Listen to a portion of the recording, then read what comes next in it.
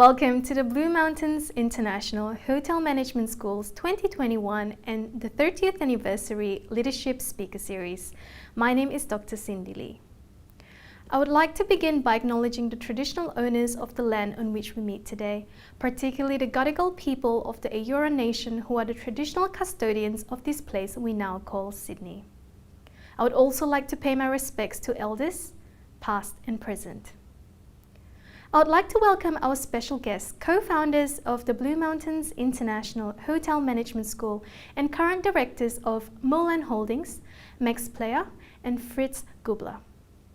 Fritz Gubler has had a long career in the hospitality and hotel management industry, first as a chef's apprentice and then as a general manager in hotels in Europe and Africa. He studied hotel management at the École Hôtelière de Lausanne in Switzerland. For several years, Fritz worked for the uniquely Swiss hotel and resort chain Mövenpick, significantly contributing to the opening of 2 hotels as well as the planning and operation of several restaurants. In 1988, Fritz arrived in Australia to manage the hotel and projects of premier hotels in Sydney. The lack of professional hotel management staff at that time triggered the idea to develop a Swiss-style hotel management school. With Max Player and Robert Whittingham, they founded the Blue Mountains International Hotel Management School. Fritz has also written several books on hotels, chefs and wines for the Great, Grand and Famous Hospitality series. Fritz is globally recognized and respected for his contribution to the industry and is much loved by the Blue Mountains International Hotel Management School alumni. Max Player has over 40 years of experience in the building industry, hospitality education and hotel management. Max established Molan Group in 1988 and commenced significant projects with Telstra and the development of Linfield's Hotel in Katoomba. This led to the foundation of the Blue Mountains International Hotel Management School and the Australian International Hotel Schools in Canberra. In 1998, Max purchased the Lura Gardens Hotel and began major refurbishment. Max has been the guiding passion and developer behind the redevelopment of the old quarantine station at North Head, Sydney. He has created a 107-room hotel and retreat which has won awards from HM Magazine and New South Wales Tourism for the reuse of this heritage property. Max has retained the directorship of the hotel and ensure the philosophy of the Q station remains embedded. Max's enthusiasm and passion for the industry has seen him give back through development of educational institutions and mentoring of students, graduates and young managers. He is a valuable advisor and resource for many industry professionals. Our host today is the Blue Mountains International Hotel Management School's very own Associate Dean, Associate Professor Simon Pawson. A warm welcome to everyone. Thank you, Cindy. And again, welcome to the Blue Mountains International Hotel Management School's 2021 Leadership Speaker Series. And I'd especially like to welcome our live studio audience and students who are joining us from our Melbourne campus, our Flinders, our Adelaide campus, our Lura campus, our online students, our industry partners, and of course, our alumni. Today, we truly have a global audience. This year is a very special year for Blue Mountains International Hotel Management School as we celebrate our 30th anniversary. And certainly in the last 30 years, we have achieved a global reputation for excellence and we are incredibly excited about what the next 30 years is going to bring us.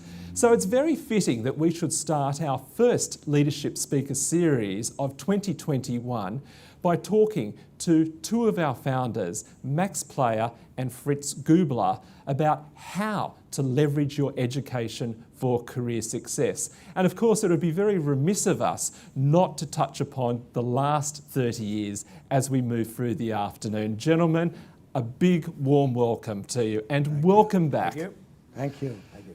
Now, I realise that, of course, some of our older alumni will know you very well, but some of our younger alumni and of course our current students probably don't know too much about yourselves. So a good place to start this afternoon is tell us a little bit about yourselves. Fritz, you go first. Okay. There's no order to this, gentlemen. So As a young man, I was interested in the hotel industry. My father was traveling internationally and was always talking about the hotels and what they have done there. So that was the seed in me. At that time in Switzerland, if one would want to go into the hotel industry, one would have to start as an apprentice chef or apprentice in service. So that's what I had to do before I could go to a hotel school. So I started as a young chef. I did an apprenticeship as a chef, and it was not easy at that time. Probably even today, as a young chef, you have to have some resilience, and but I loved it. I loved the organization in the kitchen. I was in a big hotel, well organized, and that gave me the thing to one day I would like to operate a hotel like that. So after the apprenticeship, I went to London for 2 years to learn English and working as a chef. So then after that, I had to do the Swiss Army stunt, and then I could join the hotel school in Lausanne. So for 3 years, I did my education at the Lausanne Hotel School. And there already I had that feeling the world is my oyster. I worked for several years for a company called Mövenpick and opened 2 hotels in Zurich as a part of the opening team. Suddenly I get a call from one of the teachers from the hotel school and said, would you like to join us to open a hotel school in Africa? In Kenya. I had to check where Kenya is. So I went with a team from Switzerland to Nairobi to open a hotel school called Utali College. It is still the leading hotel school in Africa. But it was a very special experience to try to bring the Swiss hotel management education to Africa. I loved Africa, especially Kenya, and stayed another 10 years managing 2 different hotels in Kenya. It was a good time to be in such a special country. The tourism industry in Kenya was just taking off because all the safaris, everything was very popular. So I was just there in the right time. I did a tour around the world, and my brother was in Australia, so we came to visit him. And after 3-4 days in Australia, my wife said, "Such a beautiful country. Let's stay here." yep, this is it. We're going to stay. That's it, and that's what we did. Fabulous. I then was in charge to open 5 small hotels for a small hotel group called Premier Hotels. And very second, third week, I got a note from the managing director with a phone number and say, phone that person. They are developing a hotel in the Blue Mountains. And we should take over that hotel to operate it. So I rang the number, and Max answered and said, "It's Max Player."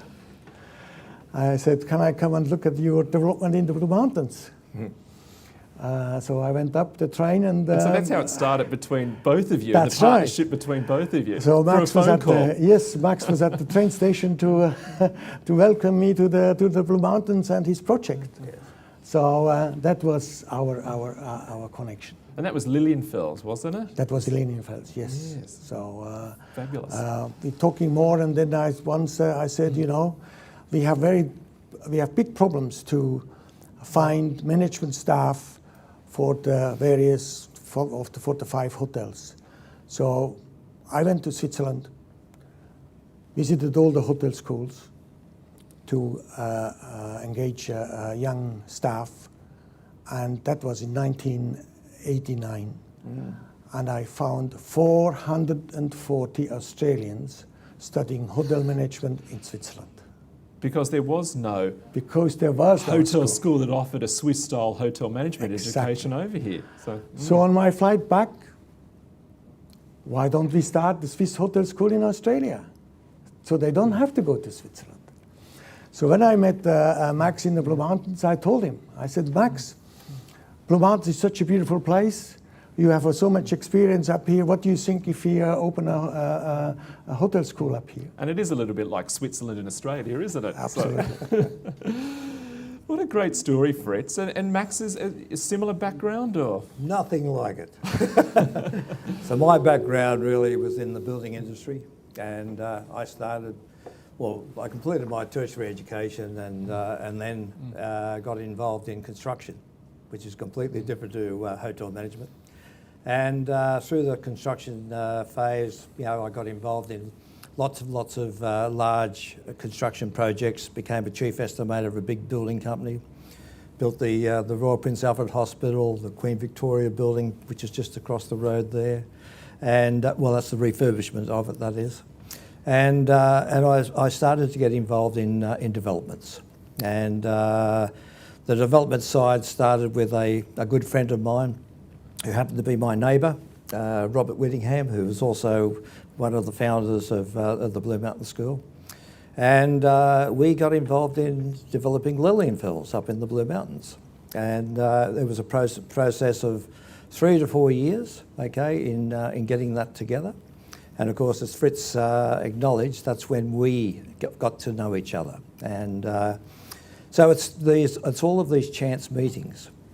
But of course, subsequently, I've moved on from Lilienfels and the Blue Mountains Hotel School, although, as Fritz alluded to, when we had the concept of it all, it was a matter of then doing it. So we actually took over the present school there at Lura, and within 3 months, we had to convert it into a hotel school. So that was my role, in doing all that because of my background, and but we did it, so that when the school started in February, we were all set to go. And subsequently, the school developed, and of course we added to the school with Wimmera, and then of course with Everglades further on. So there's been lots and lots of development work that have actually happened to the school. What Fritz and I did, was to split our roles. So Fritz, because of his background in the actual profession of hotel management, looked after that side, and I tended to look after the administration side and the building side. But then the school went well, but I needed something else. So I decided to then look at something in 1993, which is called the quarantine station at North Head. And a lot of you are aware, because you've been there, that I put together a concept there of what they call adaptation. And we've adapted 65 odd buildings there into a 106-room hotel. It's only 4.5 star, but it's the most unique property in New South Wales, and it sits there on Sydney Harbour. So it's just an absolutely wonderful thing.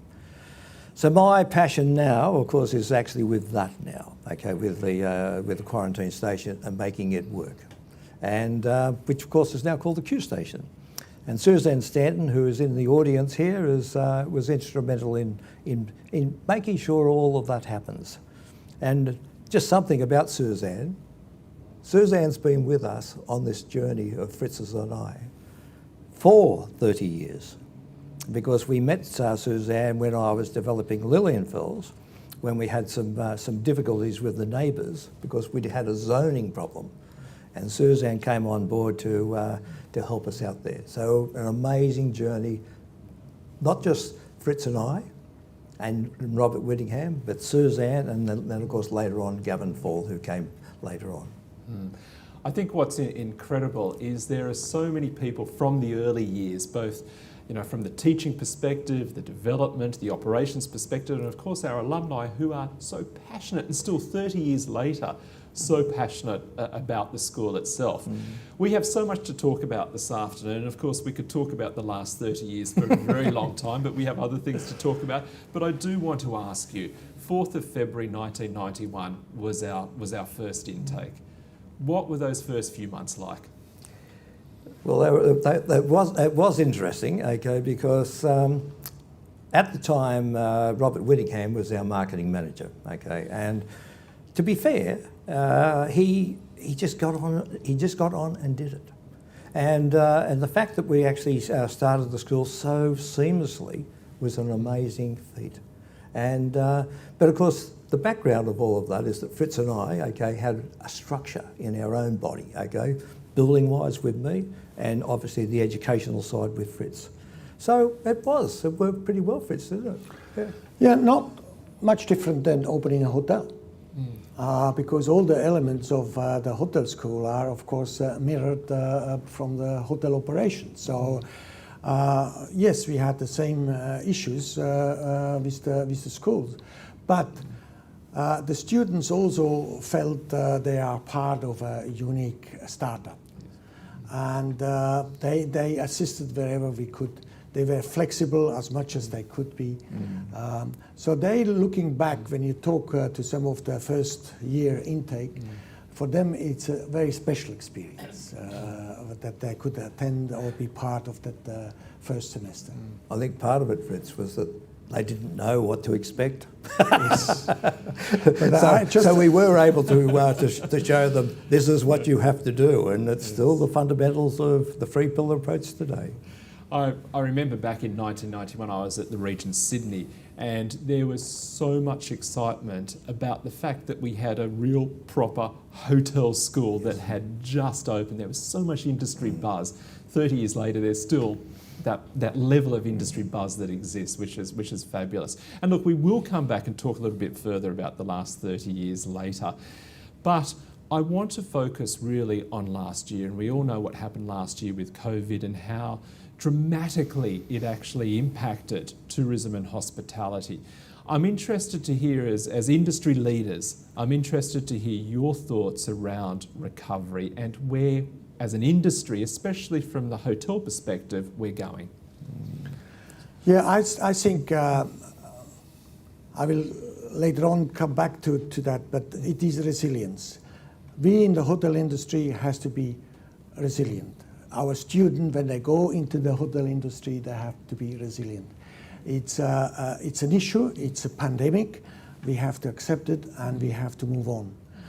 I see it a little bit that in Australia, we are a little bit different to the rest of the world.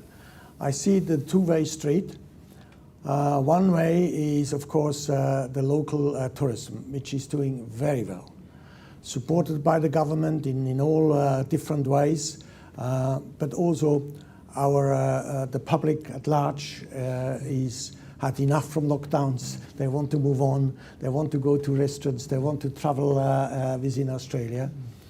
And I was a few weeks ago at entrance at the beach there, and I said to my wife, "Look at that beach." And we didn't have to travel 20 hours in an airplane.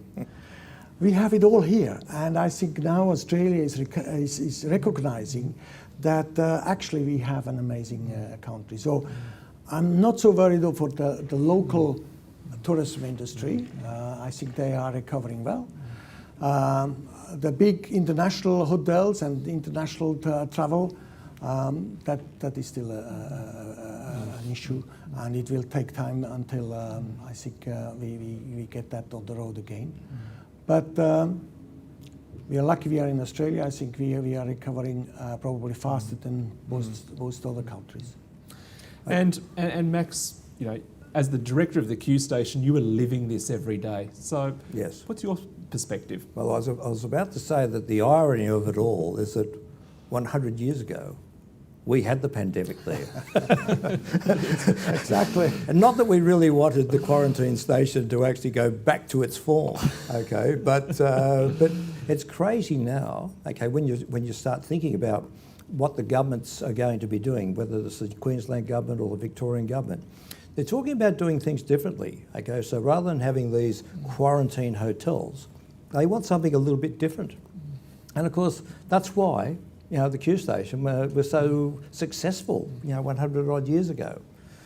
But back to the reality, okay, yes, the COVID thing during 2020 was just dreadful. We had to close, of course. And when we did open, okay, we were caught with the bubble, because we were in the bubble of the northern beaches. And it was absolutely, dreadful. Yes, we all had JobKeeper and JobSeeker and things like that to keep things going.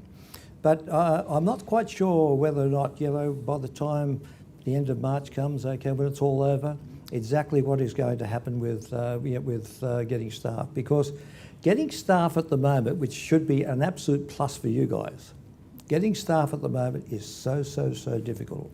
And it doesn't matter whether or not it's in New South Wales or it's over there. I spoke to a colleague, Jesse Cornoff, who runs Mount Lofty in Adelaide, and he said, Max, send me some Blue Mountain students. I said, I'll talk to them and see what we can do. So that's in Adelaide. So everyone is suffering. So, but maybe after March, it might just start, evolving again and getting back to the way that it should be. But as Fritz rightly said, the big thing is travel overseas is gone. And what we have to do, because we're going to be living here, is to make the best of it here in New South Wales and Australia.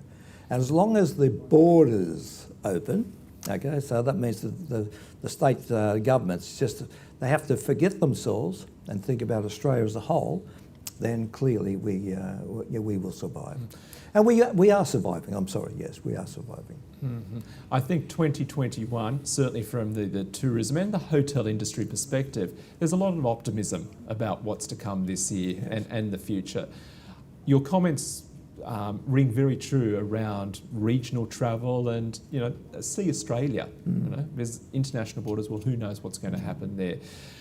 Certainly, as you know, our Lura campus has an operational hotel where our students train. Our occupancy at the Nasuto Gardens Hotel is through the roof. Yes. It's so exciting to see how many people are choosing these regional experiences. So certainly agree with you. Thank you everyone for watching, and if you have just joined us, you're listening to Blue Mountains International Hotel Management School's Leadership Speaker Series. If you have any questions and you're watching us online, do please use the chat function on social media. We'll be monitoring the chat function, and towards the end, we'll have an opportunity to ask our two speakers, Max and Fritz, your questions.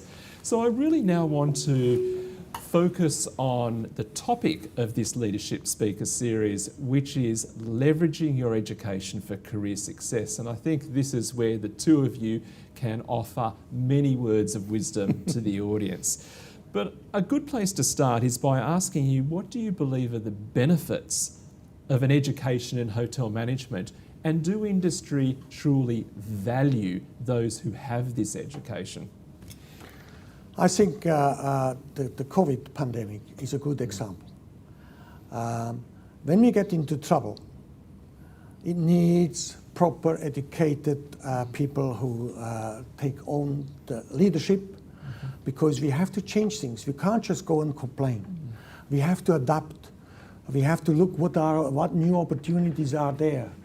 One has to have the concept of a hotel operation and the marketing in the head, and that comes only from training. And I think now our graduates and our students in the future have a good opportunity, because everyone will recognize that it needs leadership now. We need to change. We can't just go on complaining. We need to change, and the change needs properly educated people, management team, who can also lead a team, who can make sure that the team is following that leadership, is following that change the leaders are proposing or implementing. So I think quite often there is, out of something badly happen, there is a positive thing. And I think our graduates and our students will have a good opportunity to show the knowledge, to show that they have been trained and be open-minded, and can come up with solutions.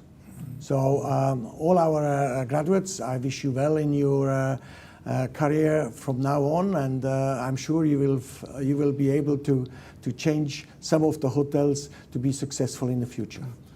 What's your thoughts, Max? Well, I was about to say that, education is just so important. And one of the things that Fritz and I have always talked about is that when things are tough, parents always say, get a good education. So there's always a great opportunity of actually having, your parents backing you, okay, and doing the right thing. I was fortunate enough that my young granddaughter, Annabelle, okay, decided to actually embark on, guess what, hospitality. So she's been at the school for 1 year. She has. And I hope she's finished all her all her tutorials or Talk to whatever me else. later. I suspect that she may not have, but that's okay. But it really is an important thing.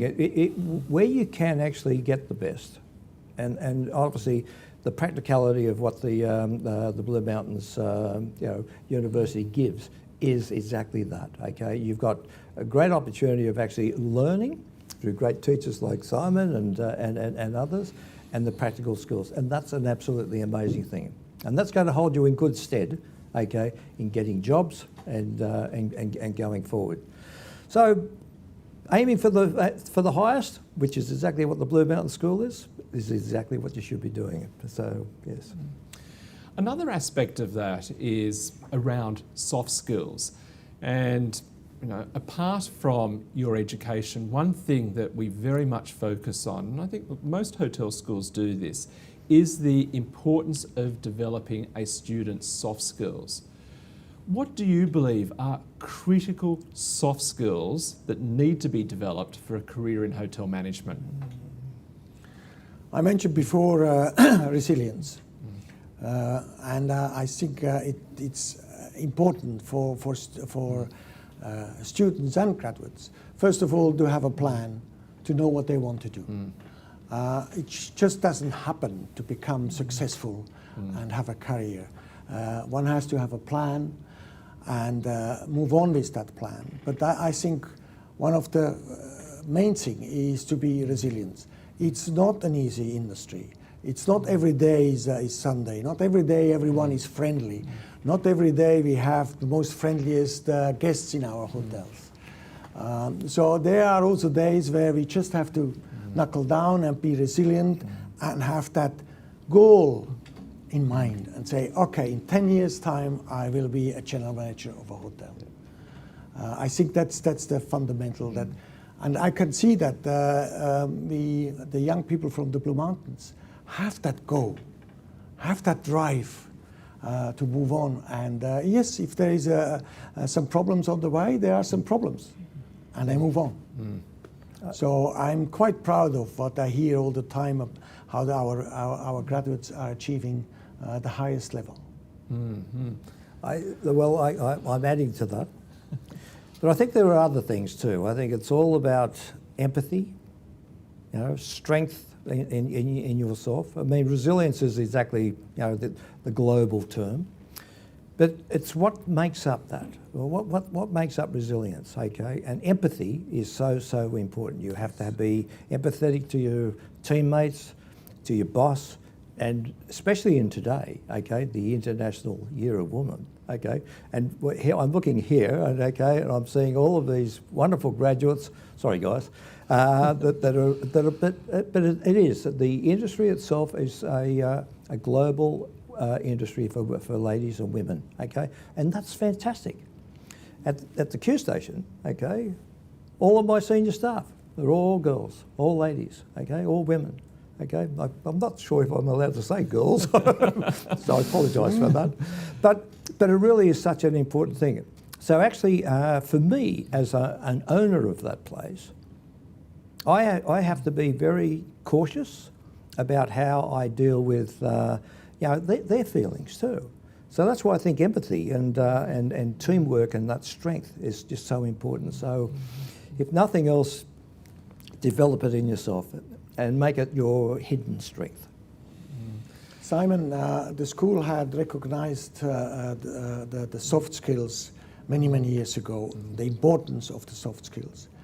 And we made a little book called Heading North, dealing with all the soft skills. I will give you a Please copy. do, so we can. But that's, you know, we recognize that that is very important for the young future career of our students, that they have to deal with the soft skills. And of course, we should recognise, and I'm very pleased, Max, you brought this up. Today is International Women's Day, and certainly reflecting on our class of 1991 from the 4th of February and subsequent classes, we have some outstanding female leaders that have come from those cohorts that are now in incredibly important and senior leadership positions around the world. So I think, you know, a testament to the work that you've done and those who have followed you to support them along their journeys. And now, of course, we have them in these remarkable roles. Well, I'm reminded, of course, nearly every day, because I had 3 daughters. So it's pumped into me. But just on that, Sonia Wodosek, one of our I was first, just thinking of Sonia. Yes. Our first intake is now the general manager or director, I think, of the peninsula in London. Yes, yes. So, you know, she went from Japan to a very senior position in Japan, so and now she's in London. What a great career she had, yes. and is now running probably one of the best hotels in London. So Without a doubt. congratulations And it's a fine property. to her. Yes, yes. Now, all that discussion around soft skills leads me nicely into the next question. Our unique 3 pillars approach, which is a very unique educational teaching model to the Blue Mountains School, was developed by yourselves, back in 1991. And today it's just as relevant as it was back then. Why is this model so important for training, for developing our future leaders? Because it makes sense. The hotel industry is many thousand years old, and it's an industry which has not much changed when we look at it. Yes, we have a computer at the reception, but we are still hosts. We still look after our guests. We make them comfortable in the rooms, in the restaurant, and everywhere. So the concept has not changed. And at that time, the 3 pillars approach 2,000-3,000 years ago was already part of it. We just found a convincing way to communicate it. And when we talked to on our evenings, when we introduced the schools, when we talked about the 3 pillars approach, it made sense for the young students and the parents. They could understand it, it's logic. So yes, it made us also a little bit different at that time, because schools in Australia at that time would not think to teach our 3rd pillar, which is personal development. And that was the difference and was the uniqueness of the Blue Mountains Hotel School. I think you're right, Fritz. It's because TAFE and polytechs around the world are generally fairly focused on, you know, just pure education and practical skills. There was something missing, and it was also suggested by the industry about, you know, making sure that the 3rd pillar was so important. And so when we dealt with the industry and spoke to, you know, the Simon McGraths of this world, who we've known for eons, and others, all of them were saying, okay, well, that personal development is so important, okay, because it brings out who you are. That's what it's all about. It's who you are. And, you know, because, you know, obviously the college can develop anything. It can develop your own soft skills and your practicality. But if you don't get that feeling of who you are, then I think it fails a bit. So that's why I think it's so important, that 3rd pillar. The biggest problem was not the students to introduce the personal development, the tie, the jacket, the socks. We had to convince the teachers coming from TAFE and other institutions to come into the classroom in a jacket and a tie. They said, really? So that was the bigger problem, was to find teachers from various other schools to apply the personal development, which the students, of course, did very well. So we, of course, expected the same from the teachers sorry, too. just to add, we had one fantastic person called Val Cook, who was, obviously vice principal of the school, who's unfortunately not with us anymore. He was able to ensure that it was absolutely done correctly. You don't have black socks on, or you don't have the right shoes on. Go back to your room and change. And that's what it was all about. It was just enforcing what the industry wanted. That's what it was all about, yes. But surely this then makes the difference between a good hotel and a great hotel. Absolutely. Yes, there's no doubt about that. But also the parents appreciate it. I remember on one graduation, a lady coming up on my shoulder and she said, "I would like to thank you. What you have done out of my son, we could not have done it." Meaning the way he was walking, talking, dressing. Of course, it's sometimes difficult for the parents to force that on. It's interesting when we talk to our alumni, those who have left us after 2 or 3 years, one thing they constantly tell us is, when we join industry, we suddenly realise how important that third pillar, personal and professional growth, actually is when you start to utilise it with industry itself. And our industry partners constantly tell us this too. Yes. So we know certainly the model works, and it still works, very well. Yeah. But when we think about industry today, and again, Max, you're certainly in the driver's seat when it comes to operating a hotel, and Fritz with your work around eHotelier.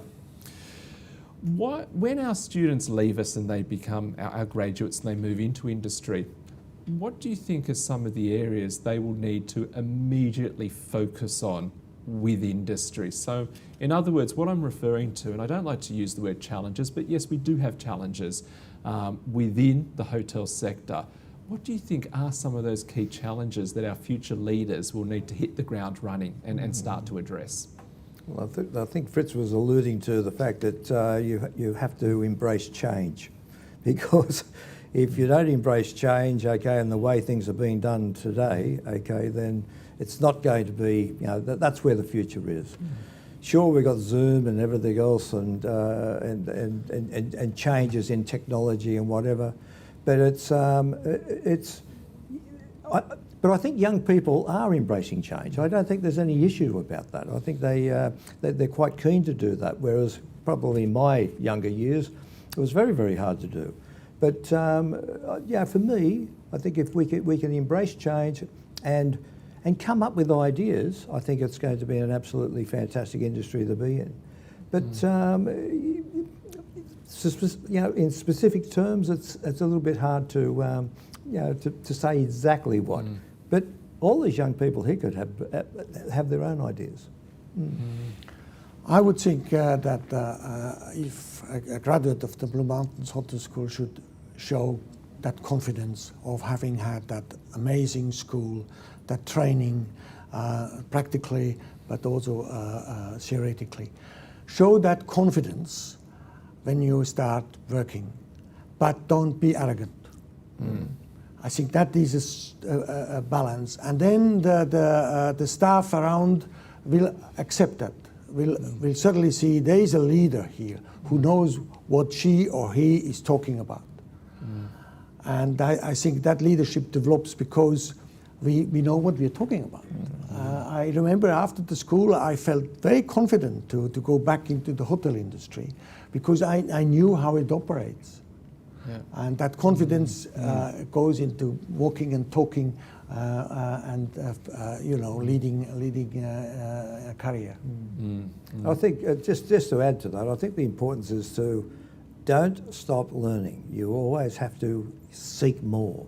Yeah. Okay. Now, whether it's workplace learning or just through your own education, pick up books, read. Okay, just get general knowledge. That's one of the most important things, because it's going to give you that extra feeling, extra strength, and extra confidence to be able to deal with, guess who? Older people. Not older guests, okay, but even guests, okay. It's quite strange at the Q station that our clientele, okay, is of a certain age, which is quite weird. And but that's the nature of the game. That's why people want to come to our hotel, as distinct from maybe some of the others. But our industry has to embrace that, and as young people, you'll see that just by being a little bit more involved in your own self-confidence, you will be able to deal with any of these sorts of hardships. Or not hardships, but other strengths. I think that's a really salient point, and it reminds me we have a PhD student at the moment who's looking at service within the hotel sector, but more importantly, how we actually differentiate service. So we just don't assume it's a one-size-fits-all. So Max, you were just talking about your needs as an older traveller, but it's making sure that we accommodate for these needs within our hotels. And it's fascinating, the research that this young lady is actually doing in this space, because it seems as travellers, and especially in relation to our needs, we are becoming very diverse. Absolutely. Sorry, Fritz. It's industry is being sort of broken into different things, I think. Okay. The cruising industry, was absolutely enormous, but of course it's now void, and but I think just trying to get an understanding of exactly what your guest is looking for is just so important. Yes. I mean, before we came here, we had a cup of coffee at the Queen Victoria building, and the coffee was appalling, absolutely appalling. It was just, and I had to say, as a sort of an owner and a hotelier, I said, you have to pick up your mark. I said the coffee was weak. We actually left half a cup. Now, whether they would have recognised something from that, I don't know. Probably not. But it's a bit sad. So it's a matter of picking up our game. Yes. Sorry, Fritz. I think what we should maybe instill into our graduates, it's not about, yes, we talk about service, but I think if our graduates would feel like a host, not a servant, we are hosts, and as a host, we want to make our guests comfortable in every sense. And that's how I felt as a GM in hotels. I felt as a host. And that made me feel good. And that's the main thing. So some very wise words, Fritz. You're watching Blue Mountains International Hotel Management School's Leadership Speaker Series, and I'm in conversation with Fritz Gubler and Max Player, the founders of our school. Gentlemen, I want to ask you another question that we get asked quite often from our students.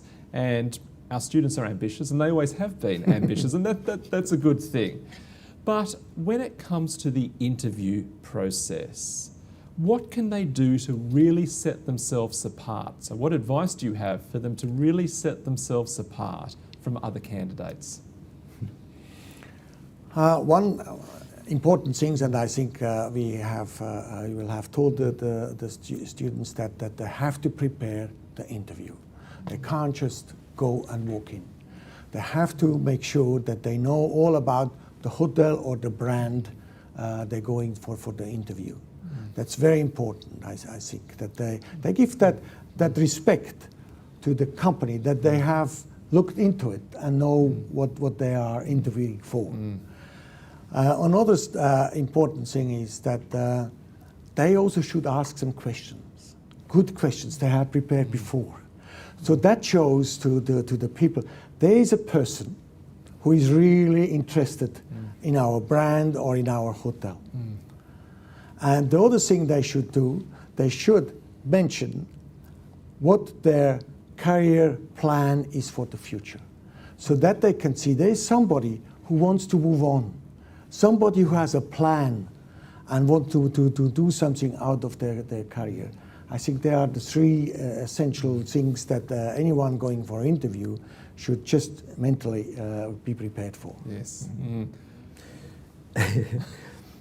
Well, it's quite interesting because my granddaughter is seeking, obviously, a position somewhere, and she said, "What should I wear?" And she thought about it. Okay, I was giving her advice, of course, but she thought about it. She said, "I'm going to wear the uniform, the Blue Mountains uniform." She said, "It's a blazer. It's, I've got the dark pants. I am going to be looking professional." And I thought, well, that's a fantastic way of looking at it. But I said, just make sure you are equipped with with the right CV, and as Fritz said, an understanding of what the position is, what the hotel is, okay, because there's different levels as we all know, and actually doing some understanding of what or whether that position is going to take me at that level or to that level or further. Because it's no good just going there if you're just looking for an attendance job, a bar attendance job or whatever, without saying, I'd like to be a supervisor. Because immediately that's saying, okay, I want something more. And that's what you have to do. As students, you want to be able to say, as Fritz said, something more. We want to be getting to a quicker position of supervisory roles than just simply starting at the bottom. Max, you mentioned the Blue Mountains uniform. Can I mention that I'm wearing the original tie of 30 years ago with the logo down here, and I'm still very proud of it. I've just noticed the school's crest in the bottom of your tie, and thank you for wearing that. So. I'm still very proud of it. Even though, of course, our brand has changed over time, but still our crest has remained constant to identify us as a hotel school. So it's great that you're actually wearing that tie. And on another note, I'm just following our chat lines, and so much love from our alumni is coming in. Okay. So there's so many comments here. I can't spend the next 15 minutes reading them out. But they're not embarrassing us, are they? No, certainly not. But school, it's wonderful to see that. And of course, if you do have any questions for Max or Fritz, please make sure that you put them in the chat, and towards the end of the conversation today, we'll be sure to actually ask Max or Fritz your questions. So, gentlemen, that leads me on to another question, and this leads nicely into the work Torrens University Australia is doing around B Corp at the moment. And of course, we are a member of B Corp and highly respected for our work with B Corp. We teach our students about the importance of leading with a higher purpose. In other words, if you want to gain respect, not only from employees, but from your community, it is important to be vested in a cause beyond the business itself. Absolutely. And that's what we call it. And we have demonstrated, as a school and a university, we have demonstrated this through our relationship with Salabai Hotel School in Cambodia. And again, the work that we've done with Salabai has significantly contributed to the university's B Corporation work. Why is this work with Salabai so important for our students and staff to be involved in? Our students have a very special opportunity to go to the Blue Mountains Hotel School. From financial point of view, from the personal point of view, to go away from home and go to a school. So that is a huge opportunity for every single student. And not everyone in the world has such an opportunity. So for our students to realize that each of us can make a difference to other people in other countries is adding to the soft skills of the school. And that our Blue Mountain School is supporting that project for so many years. 15 years now, more, I think. Nearly more? 18 years. Is just fantastic. And I can say that without the support of the Blue Mountains Hotel School, maybe the Salabai Hotel School would not have survived the first year. Because they were running 4 orphanages at a time. With mainly young women. Now, to run orphanage is very different to open a hotel management school or a hotel school. So when they approached us to assist them, it was a different school than it is today. So, from every pot and pan at the school that came from Australia, And we took all 8 teachers at a time to the Blue Mountains to show them what the hotel school is all about. And brought them here. Yes, brought them here. And then Val Cook went over there for 3 months. So the initial and the foundation of the Salabai School is from the Blue Mountains. And to support that school 18 years later is fantastic.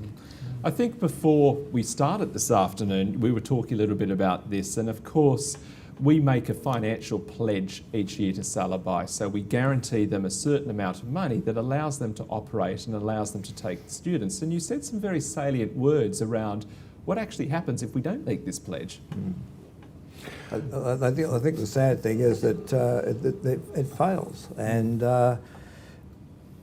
with COVID, of course, okay, one of the dramas that we've got is, how do we then get the functions that we organise and get them organised so that we're actually able to raise the $50,000 that we pledge each year. So you've got to be a little bit smarter, and you've got to do things differently. And we've been running wine raffles and all sorts of things, just to add a supplement to the overall $50,000 that we raise either at the school or often at the Q station, okay, where we do it there. But it's Fritz introduced me to Salabai, okay, and there wasn't really any rationale of saying no at all. The whole point was, okay, what could we do? We're a hotel school. They are a hotel school, starting, and we could then offer them something. And as Fritz mentioned, we sent chef's uniforms over there. There was a whole range of things, apart from the fact that we also got them to come here to learn, to do 3 months of training. But it gets even more interestingly because they had to learn English. And my brother, okay, who's been supporting Salabai for 12 odd years, decided to go across to the school and to teach English. And he did that for nothing, okay? And that's exactly what it's all about. You do it because you want to do it. And I know some of the people here in the audience have all been part and parcel of actually helping us at Salabai, and I thank you so much for that. At the functions. And I suppose as a school and a university, it's our way to demonstrate effective leadership and leading with a higher purpose. And it's something we are 18 years later still very passionate about, because we can see the work that we do with Salabai makes an inordinate positive contribution to so many people. Yes. Simon, I just want to mention again, you mentioned the pledge. What we do, we give a certain amount fixed to Salabai, not what we just could raise. Yeah, 1 year it's a bit tough, so you get less, and next year is a little, no. There's a certain amount which we pledge, which they can put into their budget, and they know they get that kind of money. And that is important. So it's also on the Blue Mountain School and on us to achieve the pledge. Yeah. It is a target. It is, sometimes, we have to work hard to get it. Never ever in these 18 years, we did not send over the pledge. And I suppose for our students who are going into industry and seeking opportunities, this is also a good thing to talk about, that they have been involved in this particular cause, because this is something that does again set our students apart, that they have been involved and they have supported something that is now very well known in many, many countries. I think you're right, Simon. It's not just a feel good. It's part and parcel of why you're a Blue Mountain student, okay? And it's that added thing, whether it's classified as a soft skill or not, just having that understanding that I want to give something back, okay, is so important. And we could give which we probably all do, okay? We give the Smith family, we give to World Vision and whatever.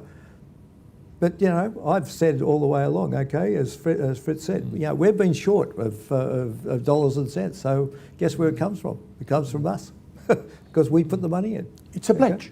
It's a contract. I think you've already answered this question, but I'm going to ask you anyway because I think it is very, very important. In our MBA program, we have a subject that is called Your First 90 Days. And what it really looks at is, as a leader, what should you be doing? I should rephrase that as a hotel leader. What should you be doing in your first 90 days? Given that, what do you really think is important for a graduate to be doing in their first 90 days in a leadership position in a hotel? And that could be a team leader. It could be a department head or a similar position. A lot of our students do go into leadership positions as soon as they leave us, which is fantastic. But essentially, how can they leverage, again, their education in those first 90 days, and what should they be focused on? They will not take a job as a robot. They are not going to make beds. They are not doing the same thing every day. They're going into leadership positions. So they have to make a plan. They have to think, okay, what do I achieve in these 90 days? And that has to be written down. I want to achieve that and that and that. How do I go to achieve it? Including the soft skill.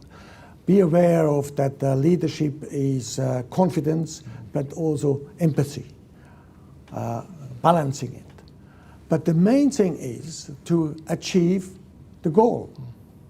Not just go and work for the 90 days because you have to tick off the 90 days. Yeah. And that the best thing is if the goals are written down. Then it is also proven at the 90 days. I tell you, I have done many times. And how good is it to achieve the goals? You know, I've done it. And that is part of your development of personal development. Yeah. That you have done it. Wow. You know, where is the next goal? And that I think is important. I certainly remember you touched upon Val Cook earlier on, and I had the pleasure of meeting and working with Val Cook for a few years. And I remember him sharing with me the importance around presentation and grooming. And he said, when you get out of bed in the morning, if you get that right, you've achieved your first goal, which sets you up perfectly for the rest of the day, because you've already achieved one goal. You've done it. Yes. And then you have the motivation to go on and achieve more. And it could be just making your bed. Yeah, very, very because, true. No, because it's a simple thing. I mean, you know, it's quite funny. I live at Avoca Beach, and that's where my wife and I reside. But when I'm working at the Q station, okay, I stay at Beecroft. And I just make a point, apart from cooking my dinner, but I make a point of making the bed every morning. And without fail. And it's just, it's, as you said, it's a goal. You can tick that off. Yeah, You've it's a achieved personal- something and it's a you start personal the goal. day Yeah. well. Absolutely. But I think adding to the 90 days, or as we used to Yes. do, the 100 days, it's a matter of just taking stock of where you are and what's happening, and what the company is saying to you, and what you're taking from it, and so you're growing within that 100 days to actually then add a dimension to the whole thing. And I think that's probably the most important thing for me. And Max, knowing that growing, Yes. you know, is amazing. It is important that we also congratulate ourselves. That is, yes, I achieved that. And so many milestones in my life, I was proud of it. And it moved me into the next milestone. Gentlemen, it's amazing how quickly time has gone. I have one more question to ask you, then we must, because I can see the questions coming in from our live audience today. But however, before we move on to questions, I must ask you, finally, watching today, as you well know, are our future leaders of the global hotel sector. As highly respected leaders yourselves, what pieces of advice, or what advice could you offer our future leaders, particularly considering 2021 and onwards?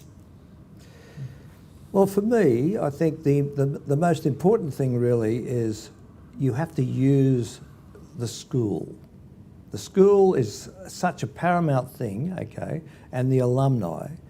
So when you're starting to look for for future growth in yourselves and different jobs, use that school. Use the influences that you've made, the different people that you've met, okay, and make that work for you. To me, that's the most paramount thing. Your skill set and things like that, you've already got all that, okay, and that will just simply be enhanced. But it's who you know now, okay, and it doesn't matter who it is, okay. If you know Simon McGrath, you pick up the phone to Simon and say, I want a job, okay. That's what you have to do. That's my advice. I think the time right now is teaching us to be flexible.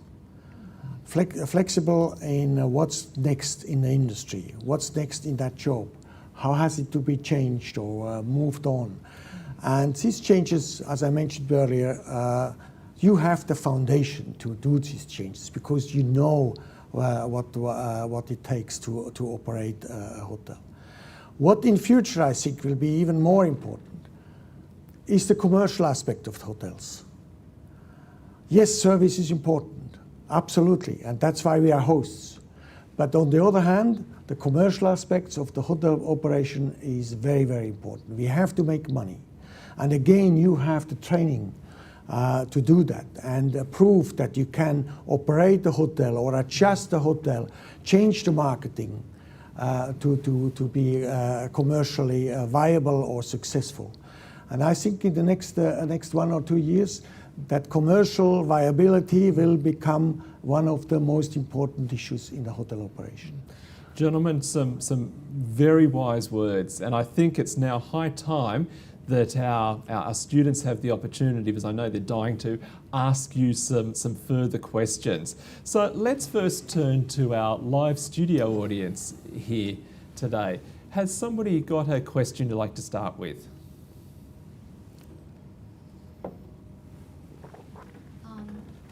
First of all, thank you for Mr. Fritz and Max for your touching story of how you found Blue Mountains. It's thank you. Because of you, then we all have these chances to be here and to get our proper education for the industry. Throughout your hospitality career, I'm just wondering, have you ever have a second thought of is this going to be my future career path? Because during this hard time, I believe that there are people who are thinking about it, going to graduate and having a second thought, what is the industry going to be like in the future?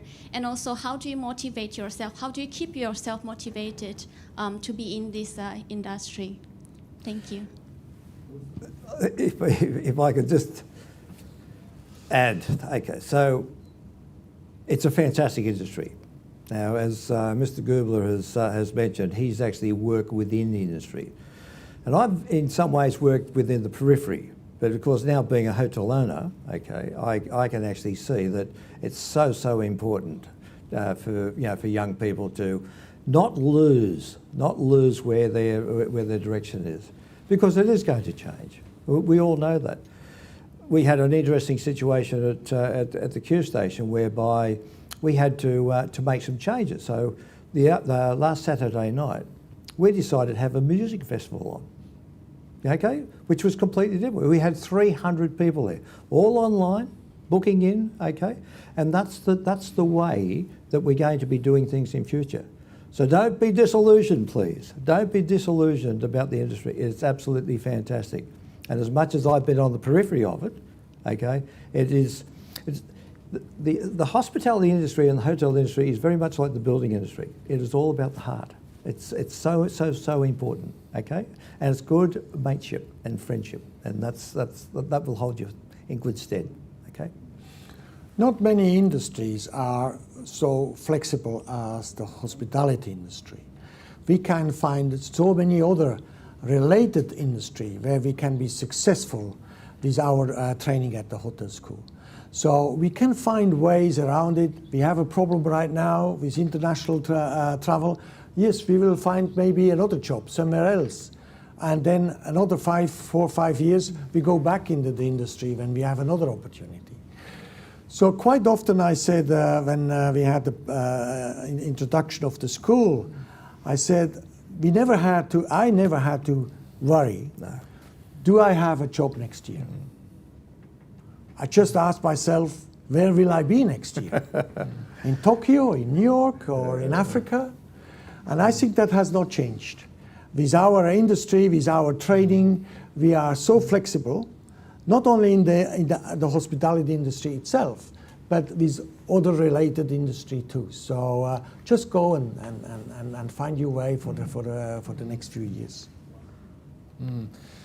If you do have a question for Max or Fritz, please don't forget to put them in the chat function on the social media, either Facebook or YouTube, and we'll be able to ask those questions direct. I've just had a question that's come in from one of our students at our Lura campus, and this is actually a very interesting question, and the reason why is over the last year, the school has very much been focused on leveraging technology.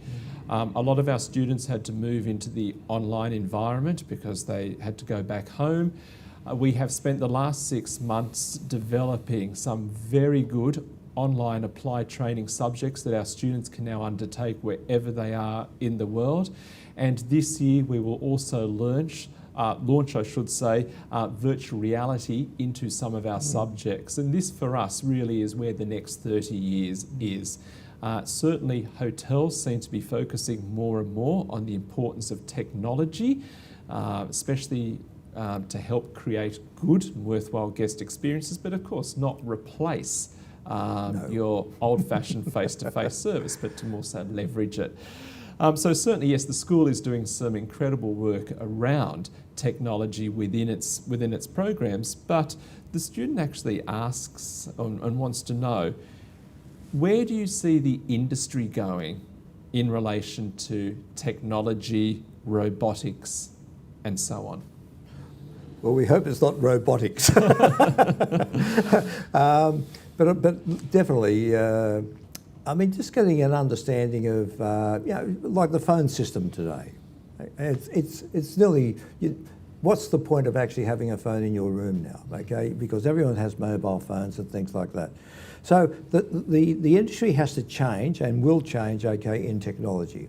Better systems, okay, in the way that we've got, you know, because Micros and Opera and things like that, we all know those things, but there's better ways of doing it. I mean, the interesting thing for me is that in the Accor system, that they don't want to actually, I shouldn't be saying this, but they don't want to actually go into the cloud, okay, because it's not secure enough for them, okay. But of course, most people, most small hotels want to go in the cloud because it's much more flexible about how they do things. But are we going to have the way we take orders and things like that, you know, at obviously at the Maitre D's table? Sure, things are going to change, but I don't think that there's going to be a lot of change, okay? Technology will advance, but pretty much people that are sitting here today and watching us on Zoom, okay, you'll be employed forever. I think the technology will assist a hotel operation, but it will not change it. I think that all the services we provide to our guests will still be the same. Maybe we can even do them better because we have the assistance of the technology. We probably know that when the guests arrive already, the history of the guests, that they have already been 4 times in the hotel before, and we can mention that. So it will assist our hosts, and I specifically say hosts, our hosts to do even a better job to look after our guests. But I don't think the industry will change. It is an assistance. Yes, yes. Certainly technology seems to come a long way. When I think of our property management systems going back 20 years that we were training our students on, this year we have launched a cloud-based property management system for our students to train on that they can access, doesn't matter where they are in the world, and because it's cloud-based they can access it 24/7 and practice. 20, 30 years ago you had to be in a computer lab to actually do this. So certainly some innovation and efficiencies seem to be developing at a fast rate. Now I know we've got another question from our studio audience. Good afternoon, everyone. It's an honor to have you here. My question is to Mr. Fritz. So as we talked about the diversification and how the guest needs are enhancing, and we have witnessed a lot of changes in the last decade, from services to staging experience to giving memorable experience to the guests. So do you feel that there's a space for meaningful experiences, and can we see this as a next big thing as a future in the industry? Yes, I think most hotel stays for most people is still an experience, and we like that to have an experience to go to a hotel.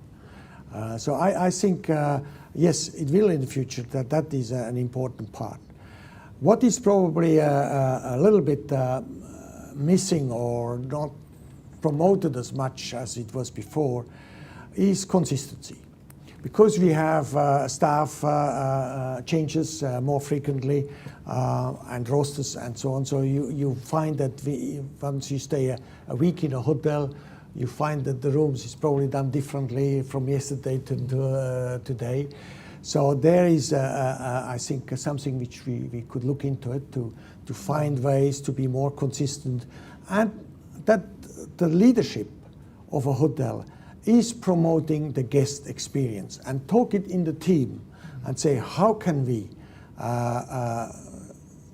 support that experience? I remember I was in Mexico in a beautiful hotel, and every day when we came back to the room after the house person made the room, there was a note about the weather, about us, about traveling, about the country. Did you know that in the country? So I talked to the manager, and he said, that's what we promote, so that you have a personal relation to the hotel and to the person who is looking after you in the room. Such good ideas should come, and they can only come from well-trained people like you are. No, some wise advice there. And I have another question from Shivank, who's also one of our students. And it's talking again about leadership, but your leadership experience. And the question asks, we're taught about the importance of reflecting on ourselves as leaders and our performance as a leader. What have you learnt about your own leadership experience over the years, and what have you improved on? Interesting question. I should direct that to Suzanne. I think, look, of course, as we go through life, you're finding things differently, okay? I mean, Fritz has worked his way through the industry, whereas I haven't. But in my present position now, okay, looking after the Q station and dealing with staff, it's just so important to actually, you know, I've really got to be at the top of my game, because I find that the staff are looking for, you know, different ideas. And I'm not suggesting by any means that, you know, you have to be a visionary all your life, okay? Because, you know, those things, I want to impart that to others, actually. But it's look, it's an important thing, actually. I think that's just, yeah. I've changed. I've mellowed, I think, but I'm still striving. I'm still striving to do the best I can, and you know, and it's quite funny for me, because being a director of the company and the owner of the company, what I love the best is actually walking the site and meeting people. Now that shouldn't actually be me. That should be my general manager, my marketing manager, my DOSM, or whoever it may be. Okay, but a lot of them just get caught up in rooms, and don't walk around, and don't talk to people. And as Fritz will rightly say, what's the most important thing? It's guest experiences. And I know that every time I talk to someone, they say, I'm coming back. Or maybe they're just telling me that. Fritz, I probably have changed quite a bit, because being in the army, you know, it's a one way. But over the time, and especially my experience running hotels in Africa and in Egypt, I've become more inclusive, listening to my management team, not just leading. Leadership is nowadays has changed. It is an inclusive way of running. And what I realized, since I have included more my team, I learned more. When you are only leading one way, your way, you don't tend to learn something. It's just your way. I think you're classified as isolated. Yes, but having a team and you include the team in your decisions, you learn, and sometimes you realize other people have very good ideas too. Gentlemen, we're just about out of time, but the last question today is actually from myself. Oh. And I really wanted to ask you this question. And whilst we're celebrating the last 30 years and becoming a globally recognised hotel school, we're also celebrating the next 30 years and beyond. What advice have you got for the school for our next 30 years? That's a big question. It is.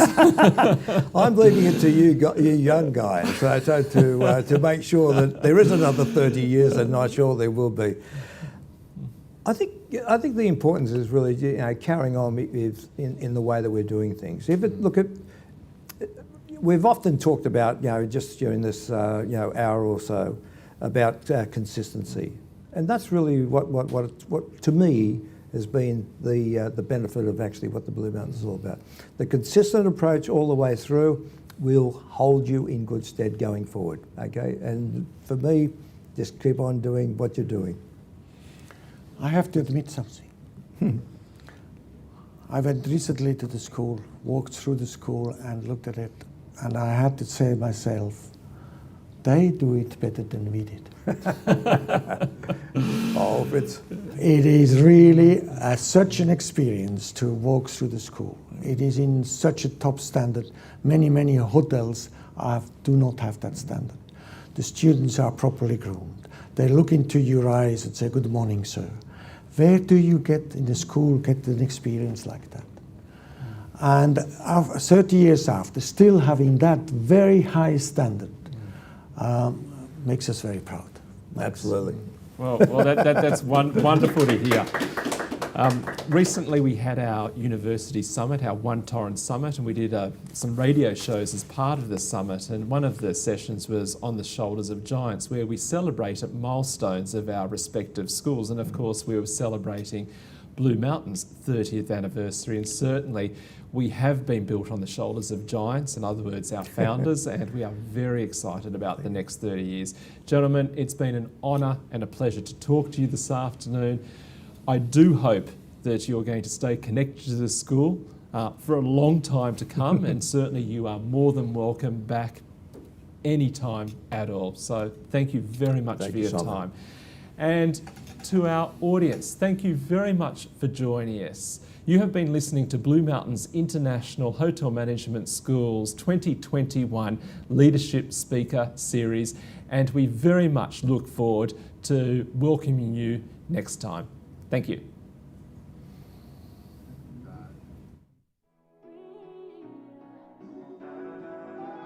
Yeah, every day that's you and me.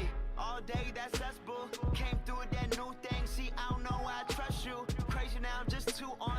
Maybe now I'm just too gone. Maybe now I'm just looking for that same vibe that you on. Cause I'm out here with my boys, going crazy in this bitch. Overseas, getting Benz, no Mercedes in this bitch. We made the album 9 months. Had a baby in this bitch. I'm with your babe on the run, like I'm Jay-Z in this bitch. I don't smoke a lot, but I get green. But ball out, no SBs. I caught you out, you got serving that beat stop, no step team. I came through and that's real shit. No, Nova came, but I feel this.